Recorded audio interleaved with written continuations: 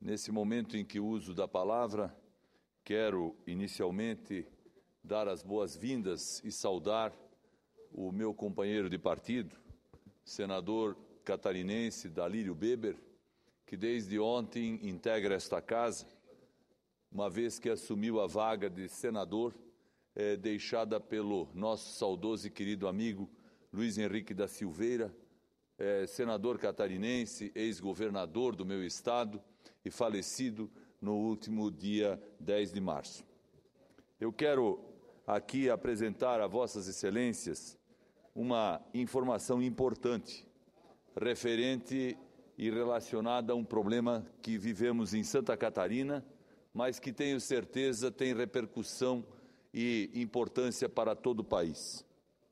Já está claro, senhores senadores e senhoras senadoras, para todo o país, que a presidente Dilma confia mais nos seus publicitários do que na competência de seus gestores, de sua equipe de trabalho.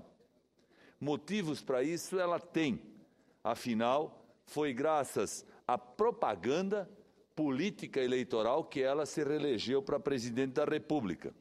Apesar de os resultados do seu primeiro governo não merecerem nenhuma comemoração.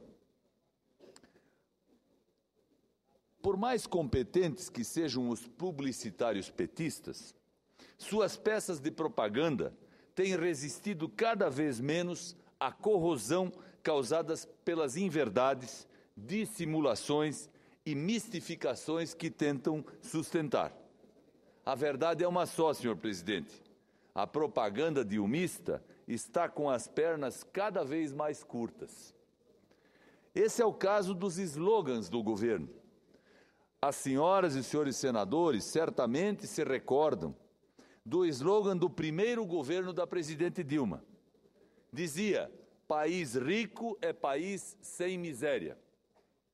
Pois bem, dados do IPEA, IPEA é um órgão do governo federal, mostraram que o número de miseráveis, ou seja, pessoas em situação de pobreza extrema, aumentou no país 3,7% de 2012 para 2013, chegando a quase 10 milhões e meio de brasileiros que se encontram nessa condição. Portanto, país rico é país sem miséria só na propaganda, porque na realidade nós não estamos constatando a verdade dessa afirmação. Que país é esse? Não teve jeito. A criatividade publicitária sucumbiu à gestão pouco eficiente. No entanto, a reeleição criou a oportunidade para o governo abandonar aquele slogan sem nenhuma explicação e iniciou um outro slogan, um novo mote, totalmente diferente e que certamente visava desviar a atenção da miséria. Assim, no primeiro dia deste ano, fomos apresentados ao novo slogan da presidente e do governo da presidente Dilma. Abro aspas, Brasil, pátria educadora, fecha aspas. Nós não nos enganamos, senhoras e senhores, com mais essas palavras jogadas ao vento. Que pátria educadora é essa, em que milhares e milhares de alunos serão excluídos do FIES, o Fundo de Financiamento Estudantil, apenas porque o governo precisa economizar para compensar a gastança dos anos anteriores? Gastança com excesso de ministérios, gastança com excesso de propaganda, gastança com subsídio via BNDES, gastança com obras em outros países, gastança com tudo o que nós sabemos e que o Brasil sabe, sem falarmos na corrupção, que é a maior gastança de todas. Corrupção descarada e deslavada que a gente vê acontecendo todos os dias e denunciada pelos meios policiais e pelos meios existentes de fiscalização. Ora, que pátria educadora é essa, onde desde o início do ano letivo, o Pronatec, o pagamento das mensalidades dos alunos que estudam no ensino médio é protelado, é adiado. E a última notícia que nós temos é que foi adiado até dia 27 de julho. Ora, vejam só, 27 de julho é 3 dias antes do início do segundo semestre. Portanto, a aula já acabou para quem estuda no regime semestral. Não faz sentido. Só tem uma explicação, senhor senador e senhoras senadoras. É o governo fazer caixa, recuperar o que gastou a mais nas conversas eleitorais do ano passado. Que pátria educadora é essa, em que as universidades federais acabam de sofrer um corte de 30% em seus orçamentos, enquanto o governo federal segue com 39 ministérios, e o número de cargos comissionados aumentou 5% durante o primeiro mandato da presidente Dilma. Dinheiro para criar cargo tem, mas dinheiro para fazer com que o país avance e progrida? Não. Dinheiro para a educação? Também não. Hoje, o governo chega ao absurdo, e é bom que todos saibam, de ter um número de 23 mil cargos ocupados pela administração pública por critério político. Cargos desde ministro até assessor, todos nomeados por critério político para usufruírem da vitória eleitoral. Será que manter a fonte de renda desses apaniguados do PT e outros aliados é mais importante do que garantir recursos para a educação e para o ensino superior? No meu estado, Santa Catarina, os alunos, professores e funcionários da Universidade Federal de Santa Catarina estão enfrentando diversas dificuldades decorrentes da falta de recursos. É particularmente crítica a situação dos estudantes do campus de Curitibanos, município do interior catarinense. Quando aquele campus foi inaugurado, em 2010, ele tinha apenas um prédio construído. Olhem bem, 2010 eu disse, ano de eleição. Fizeram um discurso político lá também, não foi só em 2014 não. Anunciaram e inauguraram o prédio e tinha somente algumas salas de aula, praticamente nenhum laboratório e outras estruturas fundamentais para o aprendizado.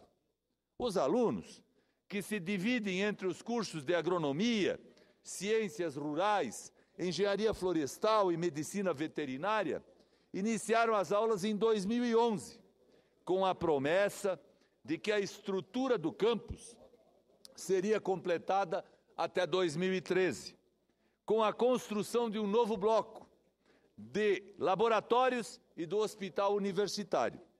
O argumento era o de que nos 2 primeiros anos do curso, ou dos cursos, as aulas seriam essencialmente técnicas, apenas em salas de aula, com o professor ministrando aulas, e que a partir do 3º ano de faculdade, os alunos poderiam frequentar os laboratórios para fazer as experiências, para aprender na prática.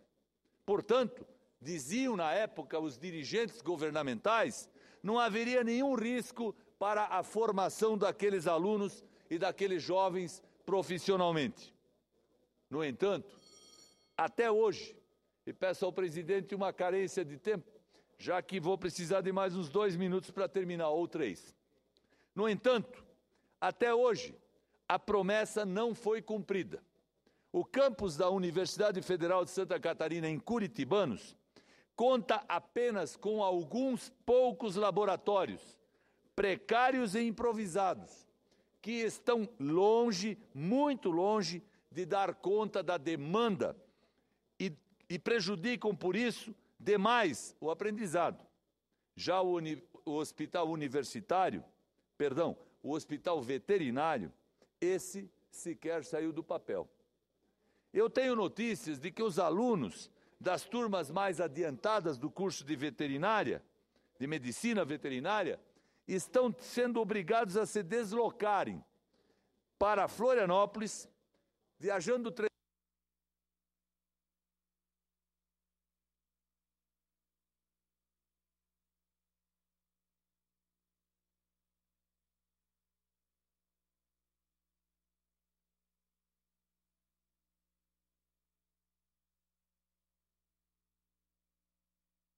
Com certeza, senhor presidente Renan Calheiros, o governo precisa cumprir com a sua palavra. Quando disse que a educação é uma prioridade, deve efetivamente dar a ela prioridade e não permitir que alunos tenham que viajar 300 quilômetros para poder ter a aula adequada para o seu aprendizado. Esse é um belo exemplo de como os jovens catarinenses estão conseguindo vencer as dificuldades, não resta dúvida. Mas é preciso dizer que o campus de Curitibanos sofre com a falta de espaço até mesmo para salas de aula, já que novos alunos continuam ingressando a cada ano e o prédio do segundo bloco não foi entregue até hoje. Para tentar contornar o problema, a direção do campus da universidade está pleiteando usar as instalações do SEDUP. O SEDUP é um centro de educação profissionalizante do ensino médio pertencente ao governo do Estado e que foi viabilizado no período em que eu era o secretário da Educação do governo Luiz Henrique da Silveira. Porém, até hoje, ele nunca teve aula de ensino médio e, por isso mesmo, o governo do Estado terminou sua construção e agora está sendo convidado a ser parceiro do governo federal, entregando a obra para que o governo lá faça funcionar a sua universidade. Ora, não se faz assim. Você vai eliminar um curso e uma escola de ensino médio para viabilizar uma universidade. As duas coisas são importantes. Nós precisaríamos ter solução para os dois problemas, tanto para quem quer se formar profissionalmente no ensino médio, como para quem quer frequentar o ensino superior. Eu preciso, senhor presidente, senhores senadores, senhoras senadoras, reivindicar aqui que, apesar de todas as dificuldades que nós ouvimos serem anunciadas pelo governo, que efetivamente o governo cumpra com a palavra e atenda à educação com prioridade. Afinal, nós não podemos ver a expressão Brasil, pátria educadora, ser classificada como expressão mentirosa. E pelo que eu relatei aqui e apresentei a Vossas Excelências, ela, sem dúvida nenhuma, é mentirosa, porque nada está se fazendo para resolver o problema do FIES, do Pronatec, das universidades e de tantas outras questões do ensino.